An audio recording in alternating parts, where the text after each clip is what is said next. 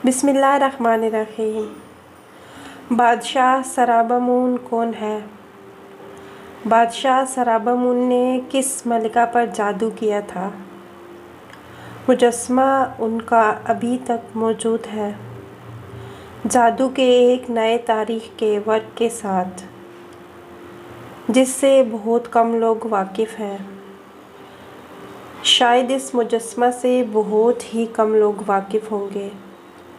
अगर जादू की तारीख़ पढ़ी जाए तो जादू के फ़हरिस्त में बादशाह सराबमून भी शामिल है, जो रूम के दौर में था और मलका से मोहब्बत कर बैठा, तो उस मलका पर ऐसा जादू किया। आप लोग देख रहे हैं कि कहाँ कहाँ सुई लगाई गई है, ताकि वो जगह उनके कब्ज़े में आ जाए। इसकी तारीख़ भी मौजूद है और मुजस्समा अभी तक मिस्र अल-मनीनिया और म्यूज़ियम लोरो में मौजूद है, जो रूम के जादू की निशानी है जो बादशाह ने मलका पर किया था।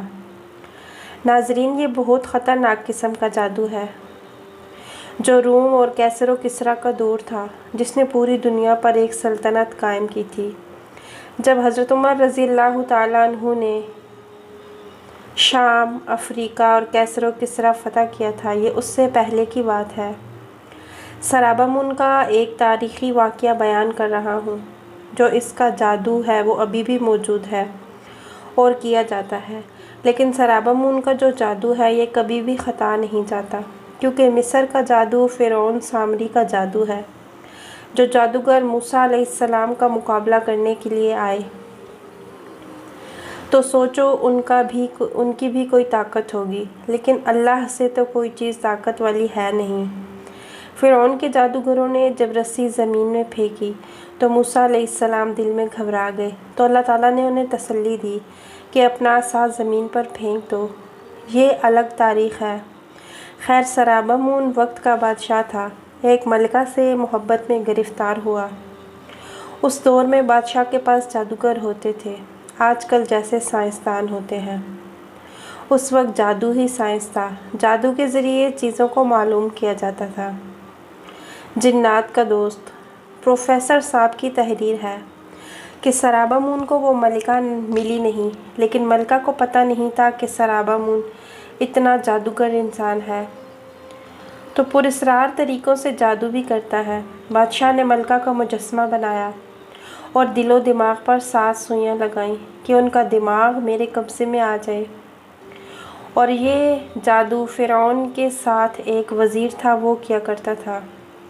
ये सराबमून के हाथ में था, जिसने मलिका पर जादू किया, और ये जादू 3 से 7 दिन के अंदर अपना काम करता है।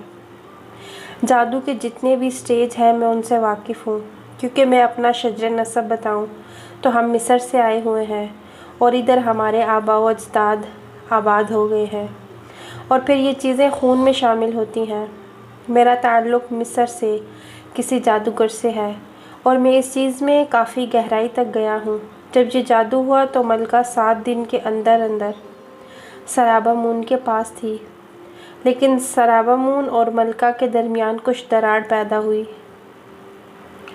वो वजह बाद में बताई जाएगी, क्योंकि ये जादू जब हुआ तो उनका दिमाग और दिल बंद हो गया, और ऐसा बंद हुआ कि कुछ भी दुनिया में नज़र नहीं आता। ख्वाब, नींद और हकीकत में सराबमून ही नज़र आता, और वो चीख चीख के कहती, मुझे सराबमून के पास ले जाओ, क्योंकि जादू ने उनको जकड़ रखा था।